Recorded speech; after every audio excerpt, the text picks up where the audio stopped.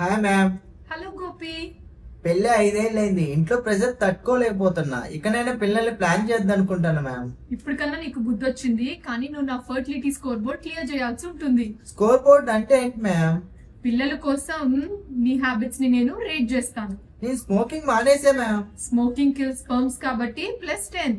గంటకో cigarette finish చేసే friends పక్కనున్నా నీ సిగరెట్ తాగట్ట మ్యామ్. వాళ్ళ పక్కన కూడా తిరగకపోతే +20 ఇచ్చేదాన్ని. ప్యాసివ్ స్మోకింగ్ కూడా ఈక్వల్లీ హార్మ్ఫుల్.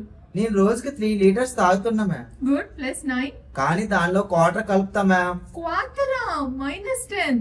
రెగ్యులర్ గా జిమ్ కి వెళ్ళి కండలు పెంచుతా మ్యామ్. Good for exercise. +8. కానీ కండలు పెంచడానికి యాడ్స్ లో వస్తున్న అన్ని రకాల ప్రోటీన్ స్టెరాయిడ్స్ ఎక్కువ తీసుకుంటా మ్యామ్. స్టీరాయిడ్స్ కండలు పెరగడం దేవుడెరుగు. అవి స్పెర్మ్ కౌంట్ ని తగ్గించేస్తాయి.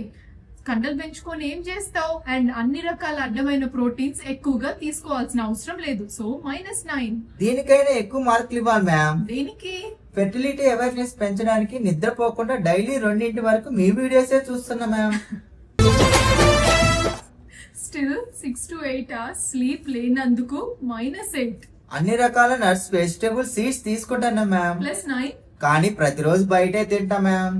ప్రతిరోజు బయట ఏంటి గోపి? -7.